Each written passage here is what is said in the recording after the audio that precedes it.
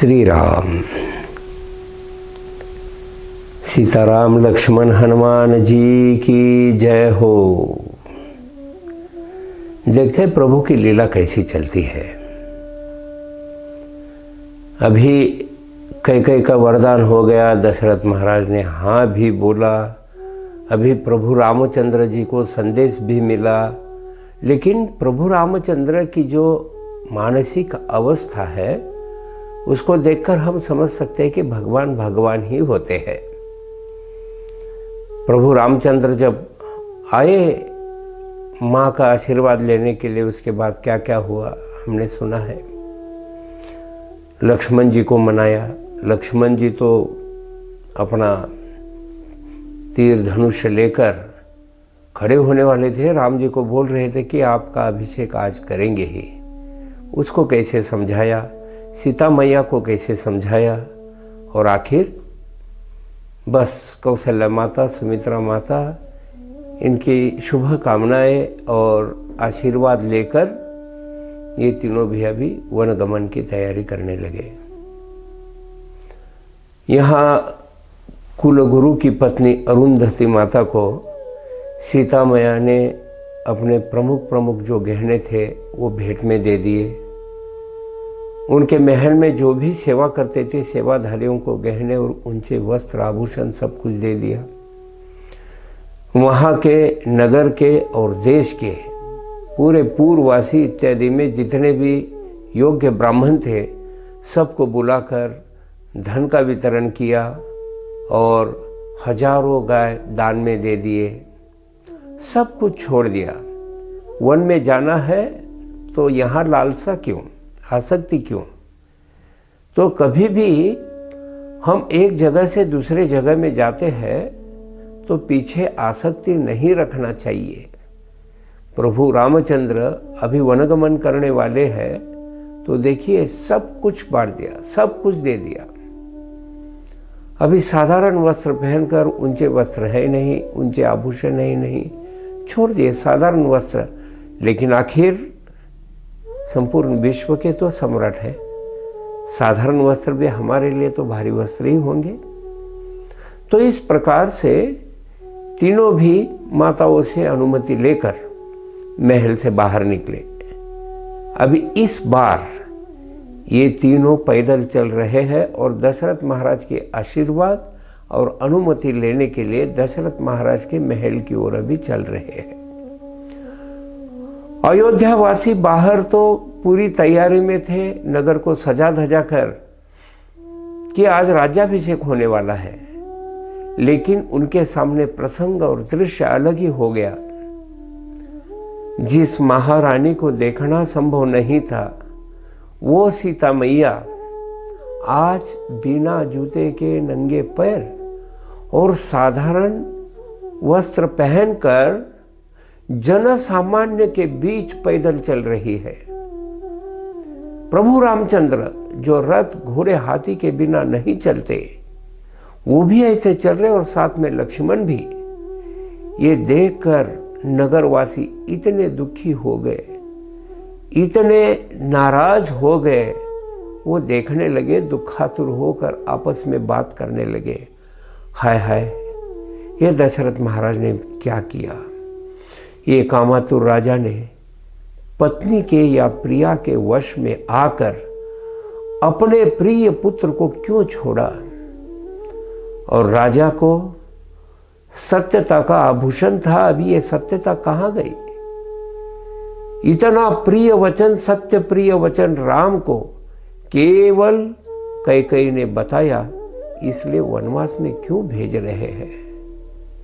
वह क्रूर हतबुद्धि क्यों हो गई कैकेयी? कैकेयी ऐसे कैसे क्रूर बनी? अभी ये जो प्रसंग है इतना दुखदायक है। सब नगरवासी सोचने लगे, अगर रामचंद्र जी सत्य वचन प्रिय, एक वचनी, अगर ये वनवास चल रहे हैं तो अयोध्या में क्या रहा? दशरथ महाराज अगर ऐसा निर्णय करते हैं कैकेयी के प्रेम के कारण, तो फिर राज्य में क्या रहा? हम नहीं रहेंगे यहाँ। प्रभु रामचंद्र जहां रहेंगे हम भी वहीं चलेंगे। आज भगवान राम बिना हाथी घोड़े के पैदल चल रहे हैं और कई राक्षसिनी है। क्या पता अभी ऐसा क्यों चल रहे हैं। आपस में फिर बात करने लगे। आखिर सत्य एक ही है। प्रभु रामचंद्र इतने प्रबल होने पर भी एक सामान्य मनुष्य का जीवन जैसे होता है उसी प्रकार से, लेकिन दृढ़ व्रतता यहां सिद्ध कर रहे हैं। कई का वरदान जो दशरथ महाराज ने दिया है उसका परिणाम तो कर्म जो होता है या दैव जो होता है वो दैव इतना प्रबल होता है उसके आगे किसी का कुछ नहीं चलता। और फिर यहाँ इतने महापराक्रमी प्रभु रामचंद्र भी यहाँ क्या हो गए, असमर्थ दिख रहे हैं। लेकिन राम की लीला क्या है सब नहीं जानते। लेकिन सामान्य दृष्टि से कभी कभी हम सबके जीवन में ऐसे प्रसंग आते हैं हम कुछ नहीं कर सकते, क्योंकि कर्म प्रधान होता है और दैव प्रबल होता है, तो हमारी कामनाएं पूर्ण नहीं होती, हम वहां असफल होते हैं, असमर्थ होते हैं। ये सब पूर्ववासी आपस में बात कर रहे हैं।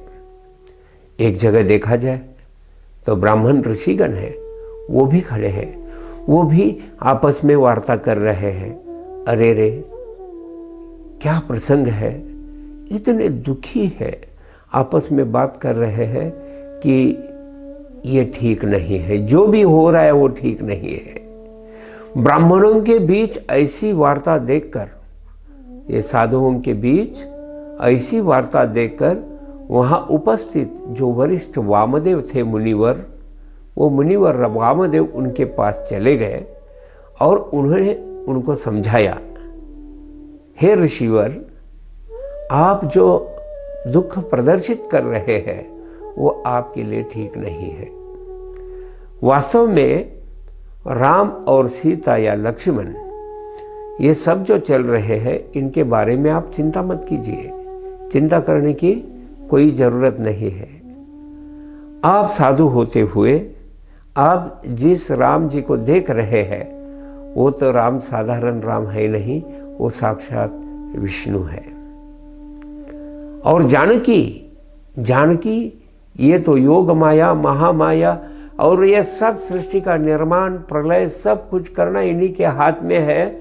और ये तो साक्षात लक्ष्मी है, आप साधारण स्त्री नहीं समझे। और लक्ष्मण जी बिना विष्णु के नहीं रह सकते, वो अनंत शेष है। तो शेष जी इनके साथ ही चलेंगे, शेष जी इनको छोड़कर नहीं रह सकते, जैसे छाया किसी को छोड़कर नहीं रह सकती। तो आप समझ लीजिए यही राम जो है वो रजोगुण को लेकर अपने आप को विस्तारित करके ब्रह्मा जी हो जाते हैं, यही सत्वगुण को लेकर यही स्वयं विष्णु बन जाते हैं, और यही प्रलय काल में अपने अलग गुण लेकर रुद्र बन जाते हैं और सृष्टि का नाश भी यही करते हैं कल्पांत में। तो कल्पांत में रुद्र बनकर जो शिव जी जो तांडव करेंगे वो भी यही राम है। तो आप समझ लीजिए कि जो ये सब कुछ कर सकते हैं, ये जो चल रहे हैं ये ऐसे ही नहीं चल रहे हैं। प्रलय काल में मत्स्य अवतार इन्होंने धारण किया, सब वेदों का रक्षण किया। समुद्र मंथन के समय भी इन्होंने कूर्म रूप धारण किया। पृथ्वी जब पाताल लोक में चल रही थी तो वराह रूप धारण किया और अपने दांतों के ऊपर पृथ्वी को उठाकर अपनी कक्षा में फिर स्थित कर दिया। यही जब प्रहलाद की रक्षा के लिए आए तो नरसिंह रूप में आ गए। तो अलग अलग रूप धारण करके अलग अलग युगों में, अलग अलग कल्पों में ये अवतार करते रहते हैं और सबके कल्याण के लिए आते रहते हैं। तो आप समझ लीजिए यही कौन है, मत्स्य है, यही वराह है, यही वामनदेव भी है और यही परशुराम जी भी है। तो आप व्यर्थ क्यों चिंता करते हैं? यही अब आज राम के रूप में आए हैं, क्योंकि अब ये रावण आदि करोड़ों राक्षसों का संहार करने वाले हैं। एक दो नहीं, 50 नहीं, हजारों भी नहीं, लाखों भी नहीं, करोड़ों करोड़ों असुरों का वध करेंगे। अभी दशरथ महाराज जो है, वो दशरथ महाराज को तो क्यों दोष देते हो? दशरथ महाराज भी साधारण है नहीं, वो पूर्व जन्म के कश्यप मुनि है। उस समय उन्होंने तपस्या की थी कि मुझे एक बार मौका दीजिए और मेरा पुत्र बनकर आइए। बहुत कड़ी तपस्या करने के बाद उनकी कामना पूर्ण करने के लिए यहाँ प्रभु रामचंद्र उनके पुत्र रूप में आए हैं।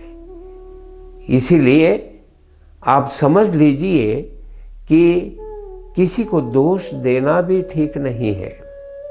अब लक्ष्मण सहित राम ये सब रावण के वध के लिए निकले हैं, अभी जाएंगे। सीता देवी तो माया है, और इस वन गमन में कैकेयी अथवा दशरथ महाराज, इनका कोई दोष नहीं है। ये तो श्री हरि की पूर्व योजना है। आपको पता नहीं, कल ही गुप्त रूप में नारद मुनि के साथ एक बैठक हो गई और प्रभु रामचंद्र जी उनके साथ वार्ता कर रहे थे। सब देवी देवताओं को चिंता थी, अगर कल राज्याभिषेक होगा तो आगे कैसे होगा, रावण का वध कौन करेगा। तो ब्रह्मा जी ने नारद मुनि को भेजा था और नारद मुनि को प्रभु रामचंद्र ने बताया था, क्या मैं नहीं जानता मैं किस कारण से आया हूँ? नारद जी आप चिंता मत कीजिए, आपके पिता ब्रह्मा जी से बताइए कि मैं कल वनगमन करूँगा, राज्याभिषेक नहीं होगा। तो इस प्रकार से उन्होंने नारद मुनि को भी वचन दिया था। तो ये वचन पूरा करने के लिए ये जो अभी हो रहा है, ये प्रभु की इच्छा है। तो सबसे महत्वपूर्ण ये है, जो व्यक्ति नित्य रूप से कोई ना कोई कारण से प्रभु राम का जप करता है, उसका मृत्यु का भय नष्ट हो जाता है। तो यहाँ भी सब पूर्ववासी राम राम का जप कर रहे हैं, राम को भूलेंगे नहीं, राम को ही याद करते रहेंगे। और इस प्रकार अगर राम नाम का जप करने से, राम नाम का स्मरण करने से, अगर सबसे जो बड़ा दुख है या भय है, मृत्यु का भय, वो अगर नष्ट हो जाता है, तो राम के लिए दुख कहाँ है? उनका नाम लेने से सब दुख और भय नष्ट हो जाता है, तो राम के लिए दुख कहाँ? तो कली में राम नाम से मुक्ति प्राप्त होती है। नाम स्मरण बहुत महत्वपूर्ण है। ये जो संवाद है, ये संवाद बहुत महत्वपूर्ण है, जो वामदेव और अन्य ऋषियों के बीच हो गया। तो प्रभु रामचंद्र, अभी वामदेव बता रहे हैं कि प्रभु रामचंद्र ऐसे केवल एक कारण से नहीं आए। एक तो कश्यप मुनि की प्रार्थना थी, यहाँ दशरथ महाराज के रूप में आ गए, और यहाँ वो पुत्र रूप में आ गए, इनकी कामना पूरी हो गई। ऐसे बहुत सारे कारण। अभी प्रभु भक्तों को कीर्तन का सुयोग भी देना चाहते हैं। अयोध्या में जो नगरवासी है वो साधारण जन नहीं है, हरि की कृपा से ही उनको अयोध्या में वास मिला है। अभी वो लोग भी हरि का कीर्तन करते रहेंगे, राम नाम का जाप करते रहेंगे, ये सुयोग देने के लिए और रावण के वध के लिए ही प्रभु रामचंद्र जी आए हैं। इतना बताकर वामदेव शांत हो गए। वामदेव स्तब्ध हो गए। अभी द्विजगण जो थे, वो द्विजगण आपस में एक दूसरे को देखने लगे, संवाद करने लगे, और द्विजगणों में राम को भगवान विष्णु के रूप में समझना और देखना, ये दृष्टि आ गई। सब द्विजगण की दृष्टि ही बदल गई और सब लोग राम जी का ही स्मरण करने लगे। राम, हे राम, श्री राम, सीताराम, केवल राम राम राम जपने लगे। अभी ये जो संवाद है, ये ऋषिगण द्विजगण ब्राह्मण और वामदेव, इनका जो संवाद है, ये संवाद जो व्यक्ति सुनेगा, इसको स्मरण करेगा या सुनाएगा या लिखेगा, इसकी भी फलश्रुति है। ये फलश्रुति ऐसी है कि ये जो करेगा उसकी राम भक्ति दृढ़ होगी, और जिसकी राम भक्ति दृढ़ होगी उसको मृत्यु का भय नहीं रहेगा, और जिसको मृत्यु का भय नहीं है तो जीवन में ऊपर नीचे कुछ भी हो गया, दुख के प्रसंग आ गए तो भय किस चीज़ का। तो इसीलिए उसका जीवन यशस्वी होगा। क्यों? वो दृढ़ भक्त बनेगा। तो इस प्रकार से यहाँ चर्चा हो गई। यहाँ आगे हो क्या रहा है, सीता जी राम जी के साथ और लक्ष्मण जी साथ साथ ये तीनों भी अभी पिता के महल में प्रवेश करने के लिए आगे गए। सब लोग देख रहे हैं, ये संवाद भी शुरू है। और जैसे पिताजी के महल में प्रवेश किया, राम जी सबसे आगे चले गए जहाँ कैकेयी माता थी। कैकेयी माता को प्रणाम किया, वंदन किया। देखिए, कैकेयी माता के कारण ये सब हो रहा है। तो हमारे धर्म और संस्कृति में जो सहिष्णुता है, ये करोड़ों साल से सिखाई गई है, करोड़ों साल से। तो देख सकते हैं प्रभु रामचंद्र उनको प्रणाम करते हैं, बिल्कुल गुस्सा नहीं, प्यार से, बिल्कुल दिल से, हृदय से। और कैकेयी माता को बोलते हैं, आपके कथनानुसार हम वन को जाने के लिए तैयार हैं और आपके सामने आए हैं। कृपया आप पिताजी को बताइए, हम पिताजी का दर्शन करना चाहते हैं, क्योंकि उनकी आज्ञा के बिना हम कहीं नहीं जा सकते। तो उनकी आज्ञा की हम प्रतीक्षा कर रहे हैं। तो कैकेयी ने देखा, और कैकेयी ने देखा और स्वयं उठकर, देखिए कार्य भी करता है, विधाता का विधान है, तो तैयारी कैसी होती है। कैकेयी ने स्वयं उठकर राम, लक्ष्मण और सीता को वल्कल वस्त्र दिए। वल्कल वस्त्र यानी एकदम सादे, एकदम वन गमन करने के लिए जो पोशाक थे, ऐसे वस्त्र दिए। अभी तीनों को भी वस्त्र, देखिए कैकेयी कितनी तैयारी में थी, तीनों को भी वस्त्र दिए। और जैसे ही वस्त्र दिए तो राम लक्ष्मण ने अपने जो राजोचित वस्त्र थे उसको उतार दिया।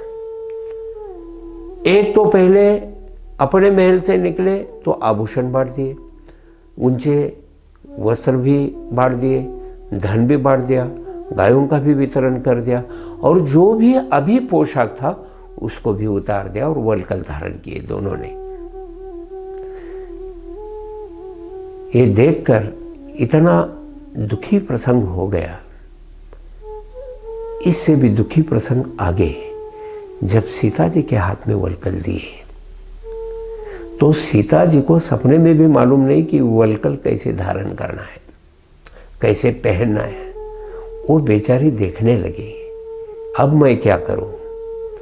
तो लज्जित होकर वो प्रभु रामचंद्र जी के पास गई और रामचंद्र जी को वो वल्कल वस्त्र दिखाकर पूछा कि मैं क्या करूं। और उस रनिवास में जितनी भी सेविकाएं थी, सेवक थे, वो ये सब प्रसंग देख रहे थे। जैसे ही प्रभु रामचंद्र जी के सामने आकर सीता मैया ने प्रश्न पूछा वल्कल वस्त्रों के बारे में, तो प्रभु रामचंद्र जी ने वो वल्कल ऐसे ही उठाकर सीता मैया का जो भी पोशाक था उसी के ऊपर चढ़ा दिए, उसी के ऊपर लगा दिए। ये देखने के बाद रनिवास की सब स्त्रियां इतनी दुखी हो गई, रोने लगी। वो रोना बढ़ गया, आक्रोश हो गया। और ये आक्रोश सुनकर महल गूंज उठा और वशिष्ठ जी के कान पर ये ध्वनि गया। तो वशिष्ठ जी आ गए, उन्होंने देखा ये क्या चल रहा है। उन्होंने राम लक्ष्मण को देखा वल्कल पहने हुए, और बाद में दृष्टि गई जहां सब रनिवास की स्त्रियां देखकर रो रही थी, वहां सीता मैया को भी वल्कल पहनाए थे। कुलगुरु है, राजगुरु है। बहुत दुखी हो गए और गुस्सा भी हो गया। गुस्सा होकर उन्होंने कैकेयी माता को पूछा, अरे दुष्ट, देखिए बोलना पड़ता है, अरे दुष्ट, वनवास तो राम को था, तुमने तो लक्ष्मण को भी वलकल दिए और सीता मैया को भी दिए। ये कुल की जो प्रमुख स्त्री है, ये वलकल धारण करके कैसे वन में जाएगी? कितना अघोर कृत्य है, बहुत गलत है, बहुत गलत है, डांटा। और फिर बस कैकेयी स्तब्ध हो गई, कैकेयी स्तब्ध हो गई। अभी वशिष्ठ जी बोलने लगे, अगर सीता मैया को उसकी इच्छा है कि मैं पति को छोड़कर नहीं रहूं, मैं जाना ही चाहती हूं, ठीक है, वो उसकी इच्छा है, लेकिन वो राजवस्त्र और आभूषण के साथ जाएगी। वनवास में कठोर तप है, लेकिन श्री रामचंद्र जी को आनंद देने के लिए, उनका ढाढ़स बनाए रखने के लिए और हमेशा उनके संग रहने के लिए, अगर उसकी खुद की इच्छा है तो सीता मैया जा सकती है। ये सब दशरथ महाराज अंदर के कक्ष में सुन रहे हैं, उनका हृदय फट रहा है। तैयार हो गए और फिर ये सब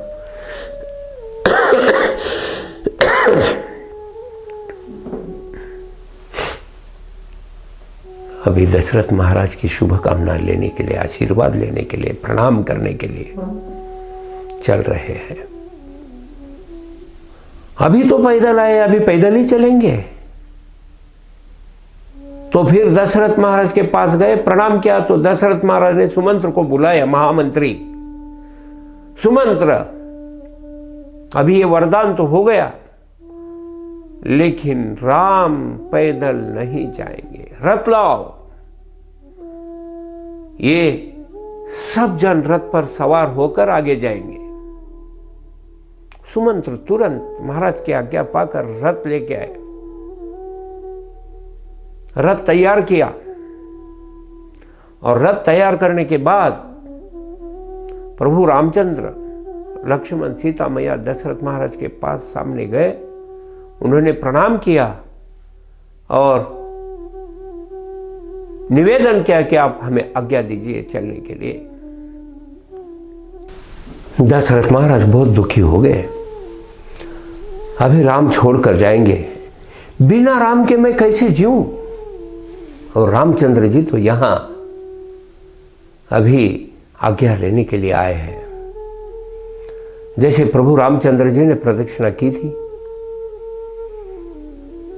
और पिताजी को प्रणाम करके अभी निकल रहे हैं, पीछे से दशरथ महाराज बोलने लगे, हे राम, मैं तुम्हें छोड़कर कैसे जी सकता हूं?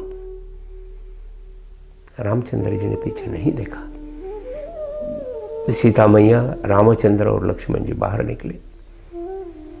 पूरा महल दुखी है। सीता मैया आगे आ गए और रथ पे पहले सीता मैया चढ़ गए, पीछे से प्रभु रामचंद्र रथ पे चढ़े और उनके पीछे से लक्ष्मण 2 खड्ग, 2 धनुष और 2 तरकश लेकर वो भी रथ पे चढ़ गए। पीछे से दशरथ महाराज पुकार रहे, हे राम, ठहरो ठहरो। और सुमंत्र को प्रभु रामचंद्र बोल रहे हैं, सुमंत्र जी रथ को आगे बढ़ाओ।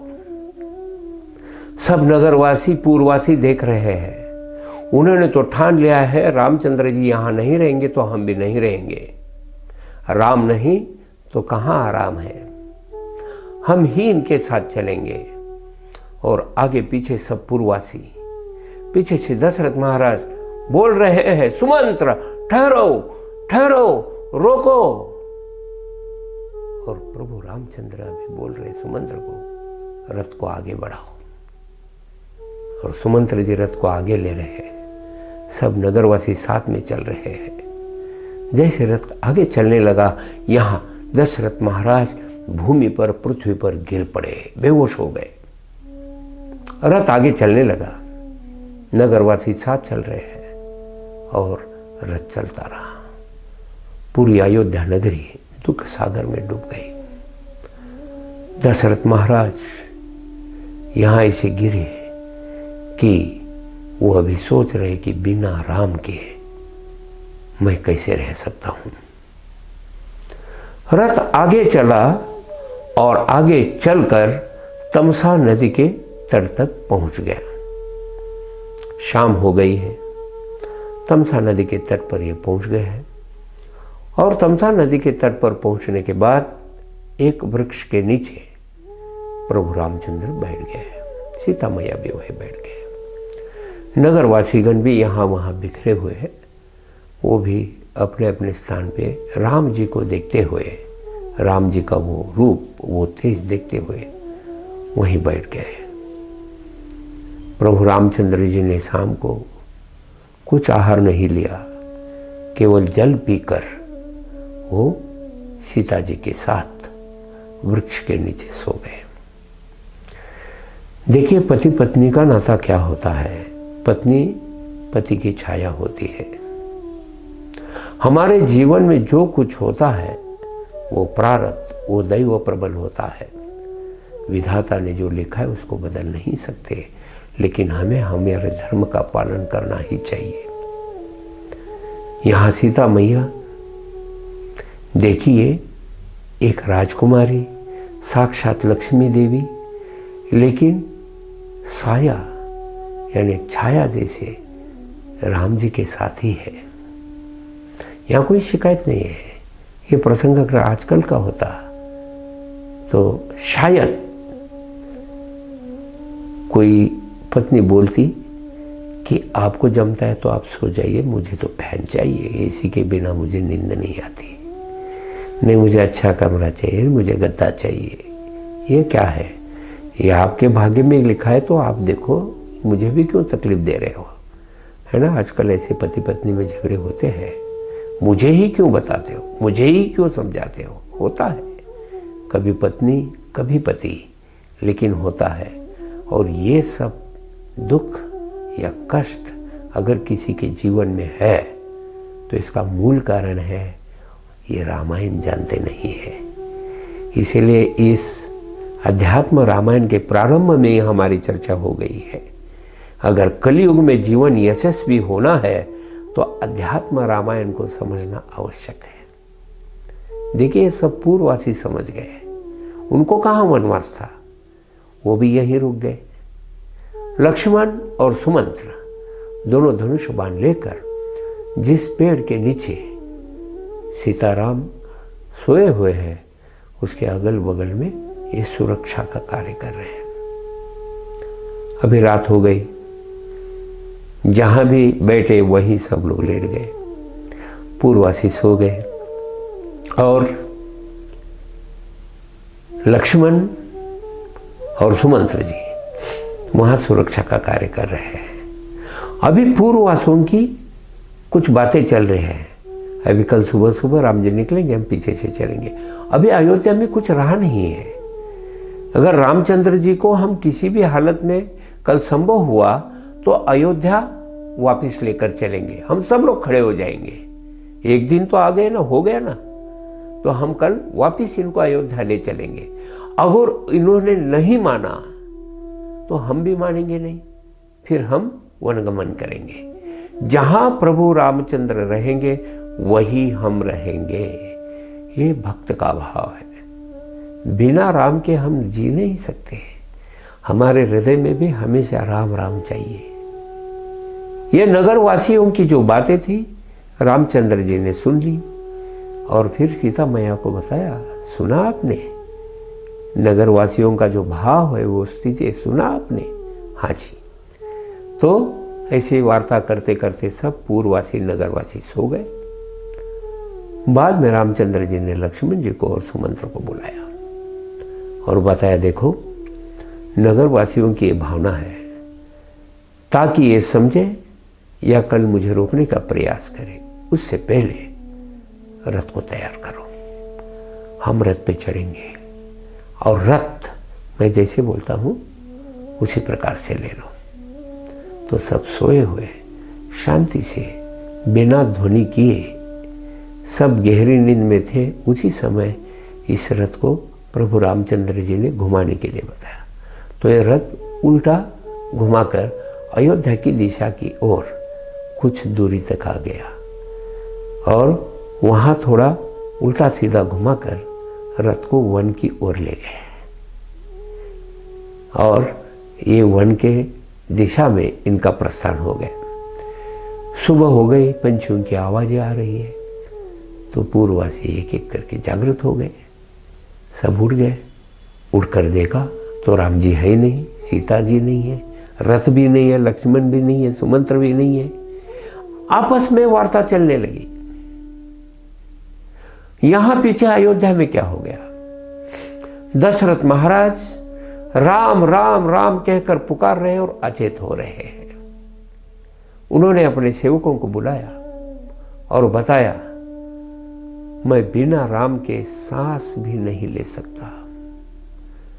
जिस जगह से यह कृत्य हुआ है यहां मैं रहना नहीं चाहता। हे सेवकगण, मुझे यहां से वो कौशल्या जी के पास ले चलो, वहां राम का नाम गूंजेगा। मैं कम से कम राम को याद करते हुए, कौशल्या को देखते हुए कम से कम थोड़े दिन तो जी सकूं, तो बिना राम के नहीं, राम को याद करते करते जीऊंगा। और ऐसे दुखी अवस्था में सब सेवकों ने दशरथ महाराज को फिर कौशल्या माता के महल के पास ले गए। दशरथ महाराज वहां रहे, लेकिन एक एक क्षण दुख के साथ ही जीते थे। यहां राम, सीता, लक्ष्मण और सुमंत्र वन की ओर चले गए। अब ये कहां तक आ गए इसके बारे में हम देखेंगे, लेकिन जो नगरवासी थे, पूर्ववासी थे, इनका अभी संवाद चालू है और सब इकट्ठा आकर सोचने लगे कि क्या हुआ। तो ये सब लोग खुश हो गए। क्यों? रथ जहां खड़ा था, रामचंद्र जी जहां सोए थे, वहां उन्होंने देखा कि रथ कौन सी दिशा में चला गया है। रथ के पहियों के निशानों को देखा तो रथ अयोध्या की ओर चला गया था। तो सबने समझ लिया कि राम जी अयोध्या की ओर चले गए हैं, अभी हम यशस्वी हो गए, हम भी अयोध्या की ओर चलेंगे। रथ के पहिए के निशान देखते देखते ही अयोध्या की ओर आ गए और आते समय हमेशा इनके हृदय में राम राम राम राम ही जप चल रहा था और इस प्रकार से ये अयोध्या में लौटे। अभी अयोध्या में आकर इनका भाव क्या है? राम, लक्ष्मण, सीता और सुमंत्र कहाँ पहुँचे और आगे का उनका प्रवास वनगमन का कैसे हुआ और क्या हुआ, किससे मिले, ये सब हम अगले प्रवचन में सुनेंगे। श्री राम।